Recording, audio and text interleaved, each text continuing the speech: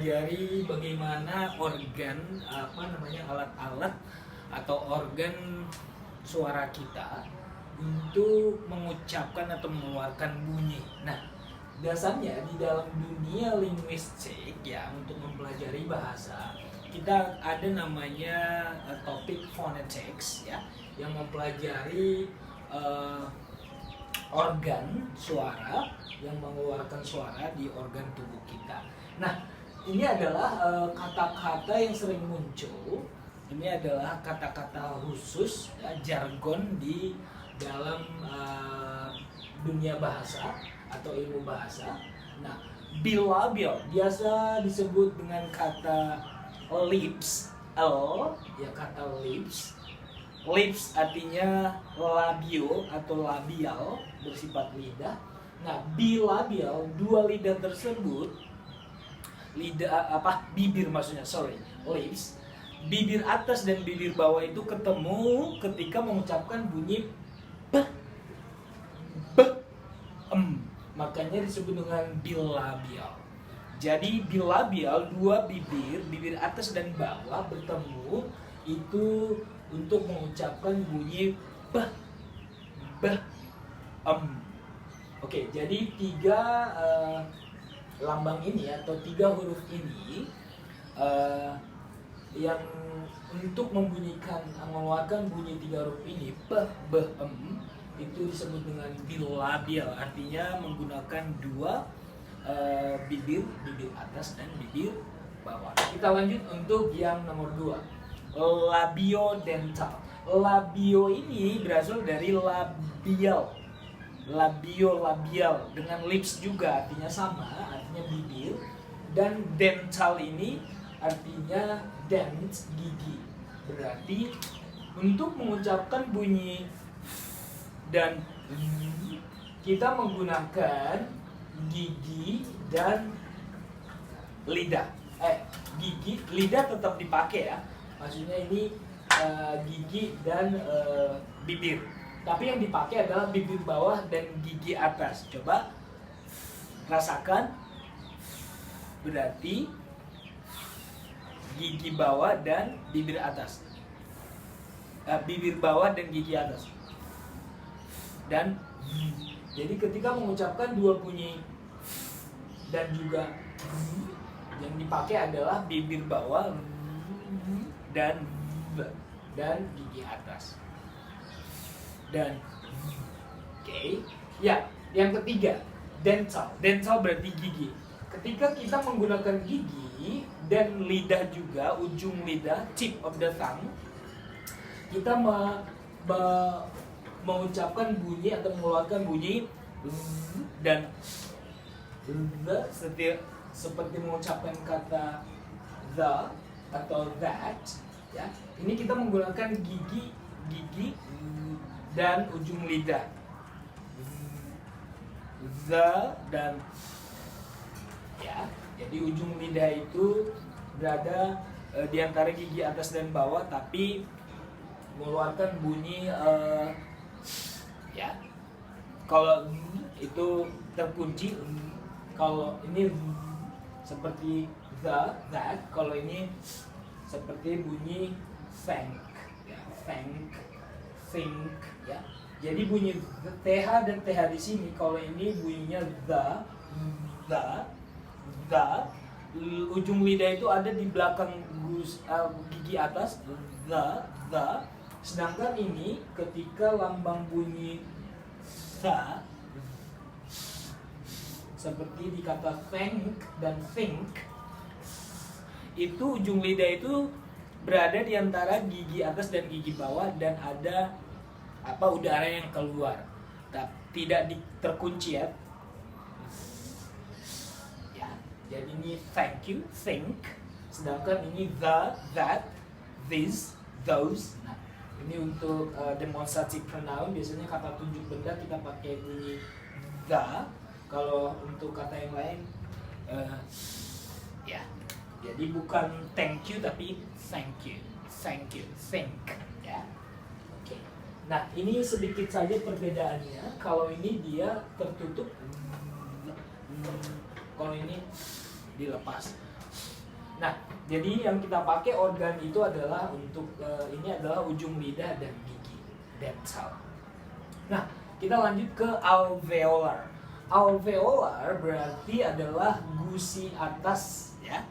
Alveolar itu gusi atas, yang di belakang gigi itu namanya alveolar, atau kadang-kadang disebut dengan ridge, ya. Ridge, ya. Alveolar ridge artinya gusi atas. Kalau kita sentuh dengan ujung lidah kita itu agak keras, ya, namanya gusi, ya. Gusi itu pas di belakang, gusi itu adalah daging yang menutup gigi, gusi, ya. Oke. Nah, untuk mengucapkan bunyi teh, dah, en, o, kita ujung lidah itu pasti menyentuh gusi. Coba pelan-pelan. Teh, teh, dan ini dilepas kalau bunyi teh, dah, dah. Kalau ta, ta, itu ujung lidah itu seperti menekan baru dilepas. Ca, ca. Kalau da, ujung lidah itu agak bengkok sedikit. Da, da, da, da, da, da, da, da. Nah, kalau ta itu lebih ujung lidah lebih menyentuh giginya daripada gusinya, sedangkan da, da itu lebih banyak menyentuh gusinya, sedangkan itu seperti bunyinya ditarik. Kalau te dan da itu bunyinya dilepas. Kalau seperti ditarik ke kerongkongan kita, tapi tetap coba rasakan ujung lidah itu pasti menyentuh gusi. Dan o itu coba dirasakan pelan-pelan. Ujung lidah itu lebih banyak menyentuh gigi, belakang gigi, gigi atas, dan daun lidah atau samping-samping lidah kita itu seperti bengkok ke atas, ya. Nah, untuk itu lebih bergetar, ya, dan bunyinya bedanya dan itu namanya ya, flat, ya, seperti dia dengan itu seperti tidak menyentuh, ya, seperti tidak menyentuh, sedikit saja menyentuh gusi, tapi tidak menyentuh gigi. Coba dia lebih ke tengah, dia ujung lidahnya, ya, itu namanya masuk ke kelompok alveolar. Dan coba rasakan ketika kita mengucapkan bunyi ujung lidah sepertinya agak menggantung di belakang gusi, tapi daun lidah yang kiri dan kanan seperti menyentuh langit-langit keras mulut kita, ya. Ya, dan kalau lebih jelas, ya, daun lidah kita tuh lebih menyentuh langit-langit atas. Kalau seperti menggantung, seperti tengah lidah saja yang menyentuh gusi atas atau langit-langit atas mulut. Kalau kentara banget, kerasa banget, daun lidah kiri dan kanan itu lebih menyentuh langit-langit atas mulut kita. Nah, ini masuknya ke alveolar karena organ yang dipakai untuk menyebutkan bunyi atau mengeluarkan bunyi ini adalah gusi atas lebih dominan dan juga ujung lidah. Oke. Nah, kita lanjut ke palato-alveolar atau palatal alveolar. Berarti yang dipakai adalah langit-langit keras. Langit-langit keras itu adalah ketika setelah gusi itu kalau kita sentuh itu memang seperti ada lendir, dan kalau kita sentuh dengan ujung lidah itu agak gatal, itu namanya gusi atas, ya. Karena ada gusi bukan langit-langit keras. Kalau langit-langit lembut nanti itu palatal. Kalau ini palato alveolar artinya alveolar kan gusi atas, sedangkan palatal itu adalah langit-langit mulut keras. Jadi dua-duanya itu terpakai gitu, ya. Namanya palato alveolar, berarti yang dipakai adalah gusi atas dan langit-langit keras. Begitu juga pasti lidah itu selalu berfungsi, ya. berarti langit-langit keras dan gusi atas dan posisi lidah. Palato alveolar. Coba ketika kita mengucapkan bunyi sh, sh, ya, seperti di kata bunyi shop, ya. Ini lambang bunyinya sh, sh.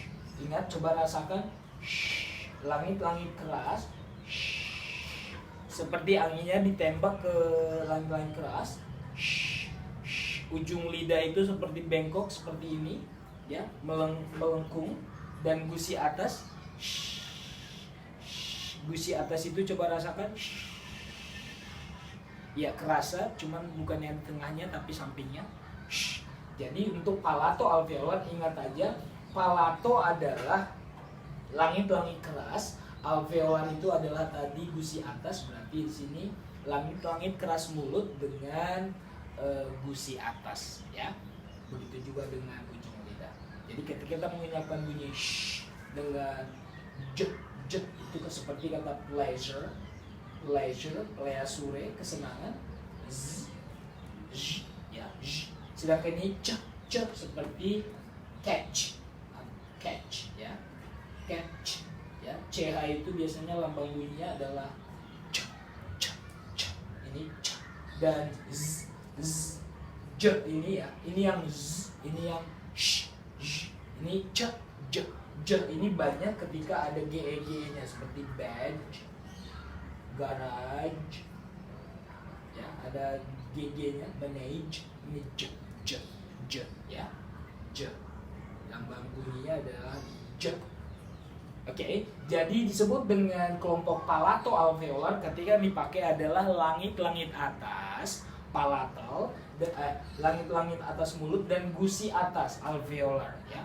Ini langit-langit keras dan gusi atas dengan lidah. Palato alveolar berarti sh, sh, j dan j. Oke. Kita lanjut ke palatal. Palatal itu adalah yang tadi saya bilang, kalau palato dan alveolar itu langit-langit keras dan mendekati gusi atas, sedangkan palatal adalah langit-langit keras dan tidak menyentuh alveolar, tidak menyentuh gusi atas. Coba bunyikan bunyi iya, iya, iya, ya, seperti bunyi York, ya, iya, iya.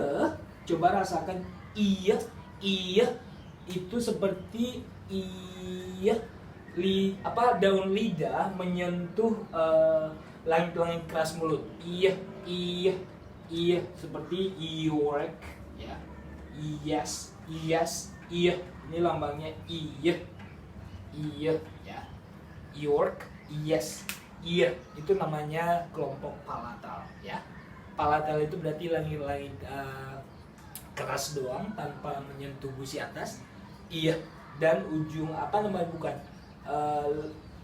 daun lidah kiri dan kanan itu menyentuh langit-langit, iya, iya, iya, iya. Oke. Nah, kelompok ketujuh adalah velar. Velar itu adalah langit-langit lunak. Kalau palatal langit-langit keras, kalau velar langit-langit lunak. Velar itu kelompoknya adalah bunyi ke, ge, eng. Coba rasakan langit-langit lunak itu persis di dekat anak tekak, ya, daging yang ada di tengah ini kita, di belakang mulut kita ini namanya anak tekak. Sebelum anak tekak, kalau kita rasakan dengan ujung lidah itu agak sakit karena jauh ke belakang, lembut, ya. Itu namanya yang velar, langit-langit lembut atau langit-langit lunak dengan belakang lidah. Coba ke. Jadi yang ini bukan ujung lidah lagi tapi belakang lidah. Kalau ujung lidah kan ini. Kalau belakang lidah yang mendekati anak tekak. Ya, seperti batang lidah yang paling ujung, ya.